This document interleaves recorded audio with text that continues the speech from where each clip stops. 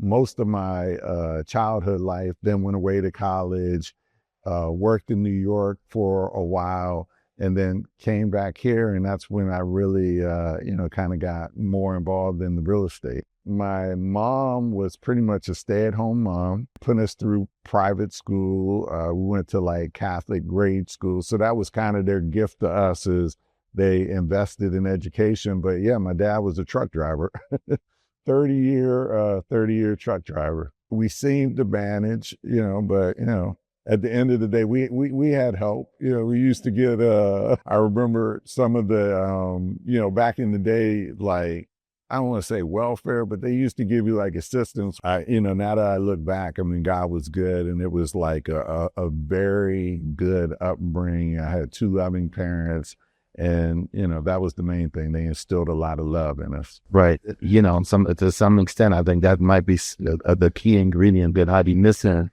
nowadays. Exactly. And the family and the support. One thing that I do find is back in the day, it was a lot different, like, just in terms of relationships and interactions.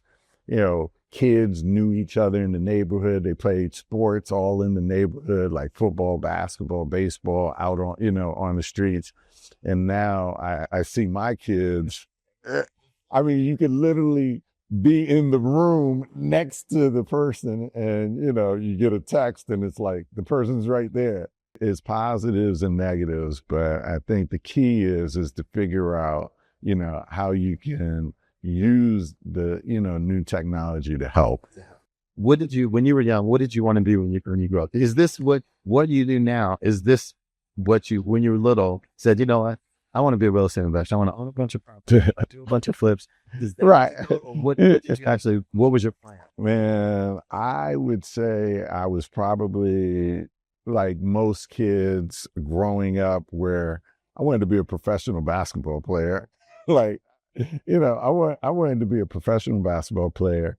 I had no idea about any type of corporate world. I had no idea about real estate investing. Actually, I didn't get involved in real estate investing till I was like in my 30s. So yeah, no, I didn't know anything about that. But PG County is like a hotbed for basketball, and I love playing basketball. And if you asked me back then, I wanted to be an NBA player. I actually, one of my dreams was to play basketball in college, and I was able to play basketball in college. What was your major in school? My major was psychology.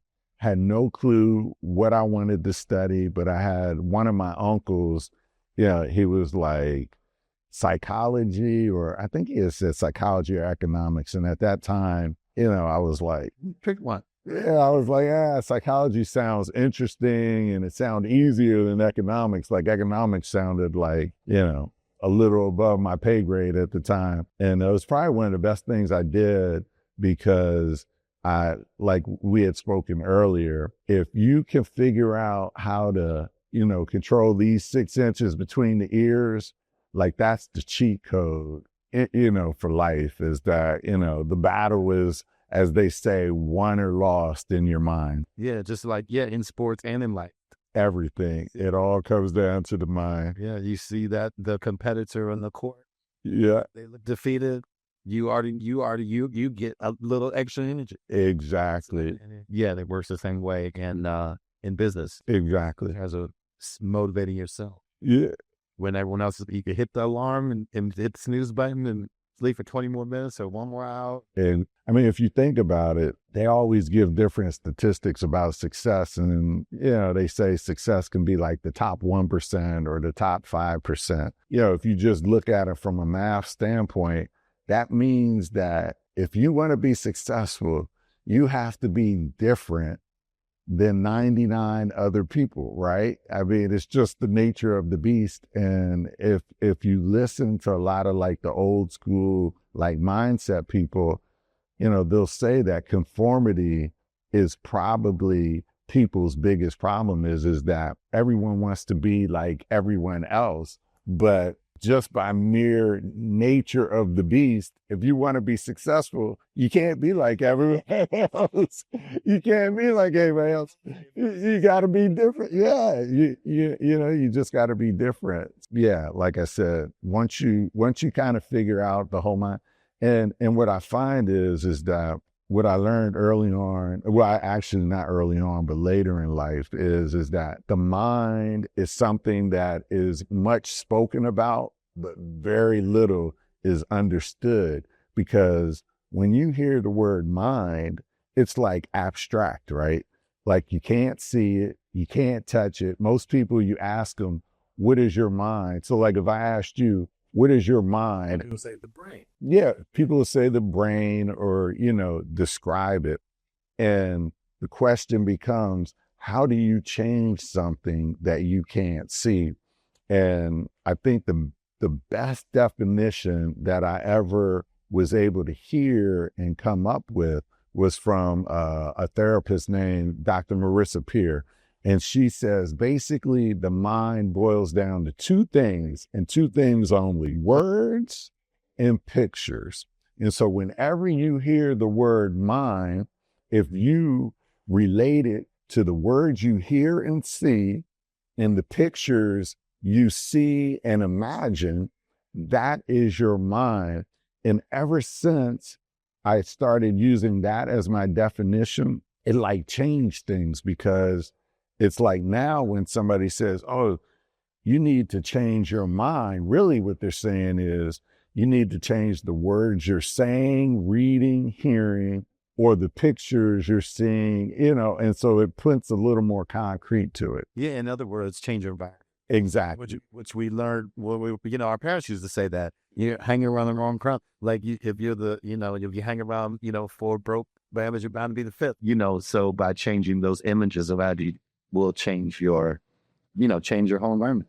Exactly. How did you come across your very first real estate opportunity, and what led you to either, because most people will never experience any real estate opportunity for fear, or they don't, it's just not for me, or they're just afraid of, it's just too much to worry about. I'd rather just rent. But what made you decide, I want to acquire a real estate opportunity, and from there? I mean, there's an old saying, God protects babies and fools. And I wasn't a baby, so you already know what was happening. It was interesting. I didn't know that real estate was going to be my passion, but what I did know is that I saw how my dad struggled growing up, being a truck driver, trying to provide for 11 people. So I knew I wanted to, have like a better economic life. And when I graduated from college, I started out in the mental health field. And that was like, I was doing social work. Basically, I was like I was like a mental health counselor. So it didn't pay a lot. To answer your question, how I got into real estate, I was just on vacation one day and a buddy of mine had a book, and it was Rich Dad, Poor Dad. Robert Kiyosaki. Yeah.